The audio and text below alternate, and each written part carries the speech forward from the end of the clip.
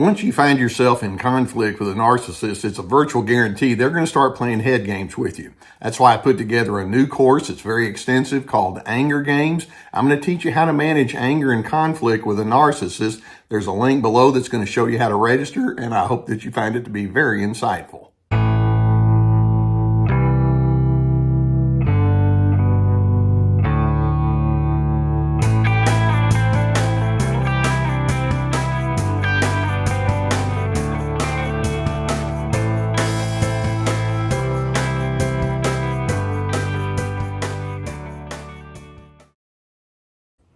I want you to think about the many times that you've had disagreements or just differences with a narcissist and you attempted to talk things out with that person, or they brought some sort of confrontation to you. It's like, okay, you're frustrated. Let's talk it through. How many times has some kind of scenario of that nature presented itself only for the whole thing to just completely fall apart? One of the things we know just through anecdotal experience is narcissists are just contrarians by nature. They have a controlling style of interacting, yes, and they want to be dominant and superior, yes, but then what they do is it sets them up to turn conversations regarding differences into a competition. That's what we mean when I say they argue, and they argue very unfairly. They bring such an arrogance, and yet it's an arrogance that belies the real fear that lies beneath their bravado on the outside. These are individuals who are profoundly insecure. When you show yourself to be too different from a narcissist, they're threatened by your independence. Now let's just think about that for a minute. Okay, so you differ with somebody. Is that a shock? Well, no, not really. You think one way, I think another. You have an interpretation, I have a preference, etc. And in a healthy relationship, you can sit down and say, well, why don't we put it out there on the table? I respect you, you respect me, and we each have a reasonable mindset. Let's talk. And it's possible to have disagreements and tensions and frustrations and then take it into a path that says, well, this gives us a chance to coordinate better. Now, how commonly does that happen with a narcissistic person? When you disagree with a narcissist, they have one enormous goal in mind right at the very beginning, and that is they want to keep you feeling rattled.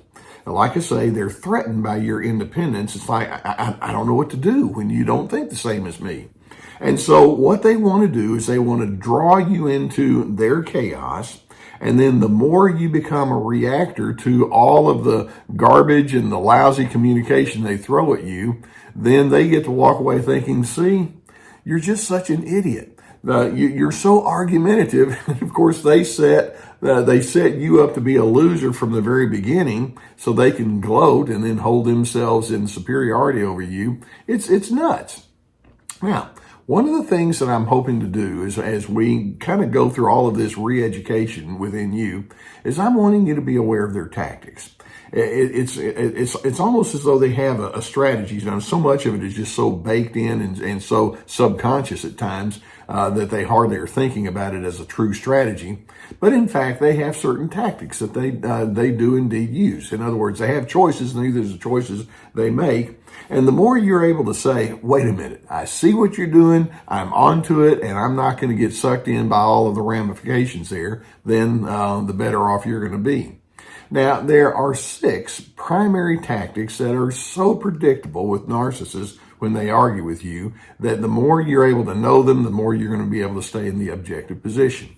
So let's run through them. The first tactic, and this will come as no shock to you at all, is when you show yourself to be different and then they clearly indicate, no, you and I don't think the same, the narcissist will refuse categorically to take responsibility for whatever flaw or negative contribution there might be in the relationship in the moment.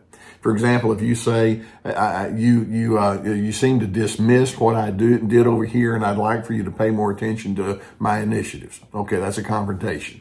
They're going to say, well, that's not me. I didn't do that. And they won't take responsibility, and they refuse to say, yeah, I probably could have handled that better. They can't do that. They're going to have a wall of defense that goes straight up, and they're going to have an absolute refusal to have any kind of self-examination. So tactic number 2 then is they will use the communication style of reversal.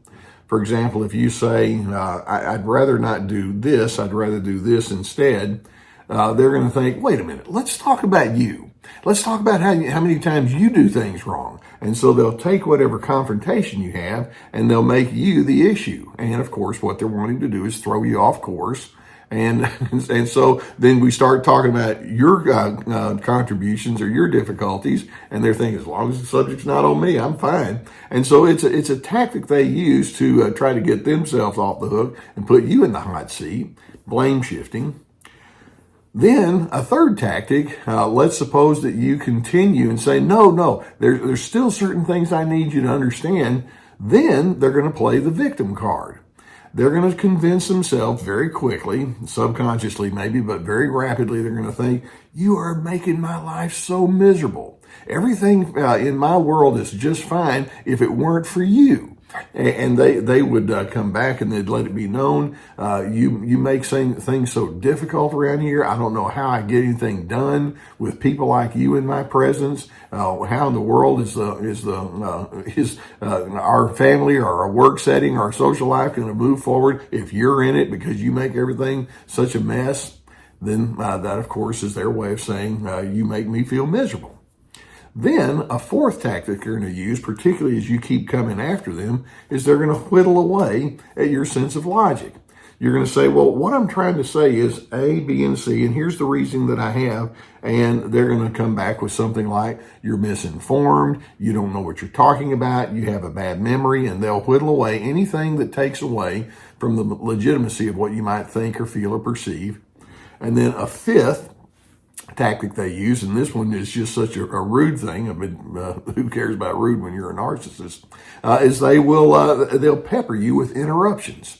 You try to make a point, you try to explain yourself, you try to give some backstory or context, and they won't let you finish a sentence or finish a thought, and they just keep coming after you with all sorts of disruptive kind of comments, and you lose your train of thought. It's like, good, because again, you get sidetracked and they win.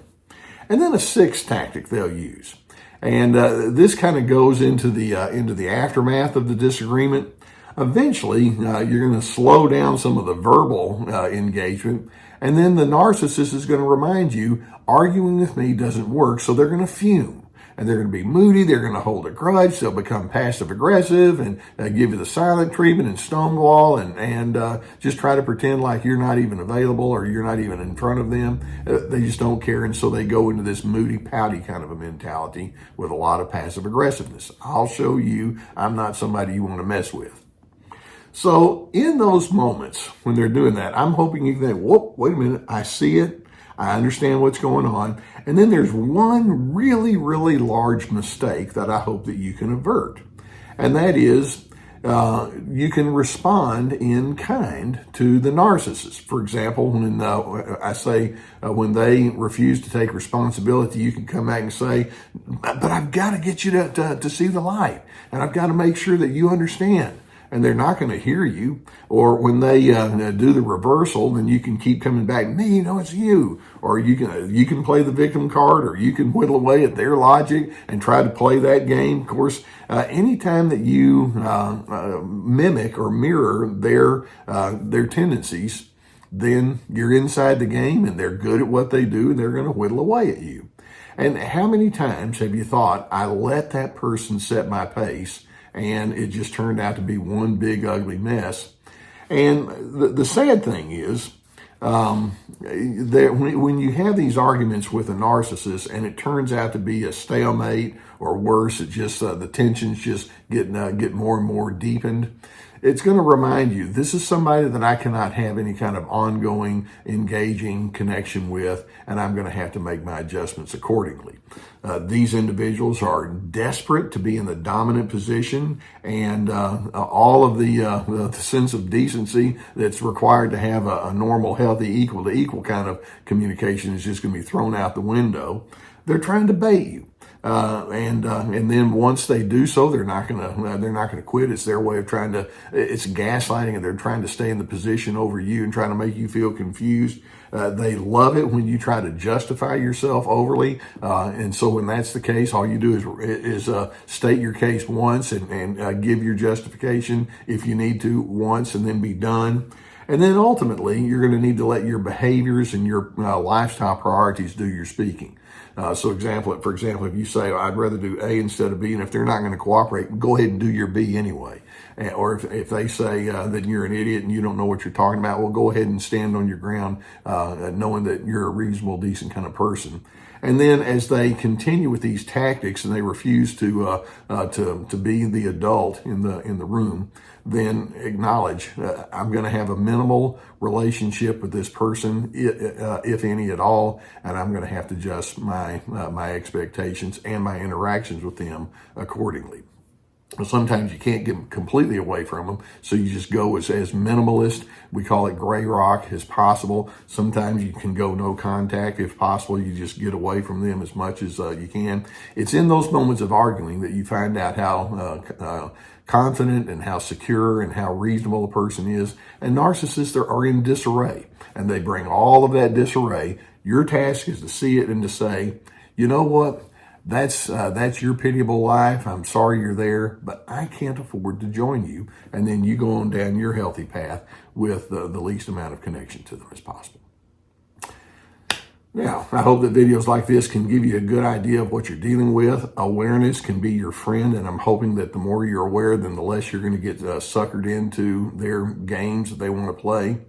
If you haven't already subscribed, I would encourage you to do so. We're going to keep more videos, so hit that subscribe button. You know that through when you're dealing with something like this, it can be so helpful to get some help, some therapeutic intervention. I've been sponsored for years by the people at BetterHelp.com. It's an entire team of licensed professional therapists. There's a link below the video here that will take you to their website. You answer a few questions, and you get to select a therapist that can work with you, and they'll be very efficient in terms of getting back with you. And it can be so helpful for someone to say, let's break it down. Let's talk about it. Let's see what you've got going on. In other words, let's bring some objectivity. As the need is there, go through the link and get the help that you need. Now, as part of my efforts to bring therapeutic messages to you, I put together courses, and this reflects my 40 years in the therapy office, and each course has at least 25 teaching videos. It's very extensive with lots of information. Each video has handouts and guided questions, and it's an investment in time and energy and all, but I'm hoping it can have a very strong therapeutic impact on you.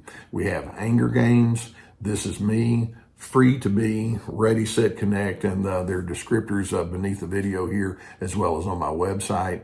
Speaking of my website, it also has access to my webinars. That's a whole nother teaching kind of thing where it's 90-minute presentations with major PowerPoint presentations. They're very popular, along with access to my podcasts, my articles, books, etc. So we have lots of resources.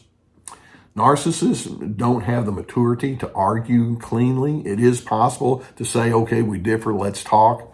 They can't go into that space if their life depended on it. But I'm hoping you can say, well, okay, if that's your problem, then that doesn't have to become my problem. You can be whatever you're going to be. I'm going to be a separate, distinct person. And in doing so, I hope that you dedicate yourself to decency, dignity, respect, and civility, like we say here on Team Healthy.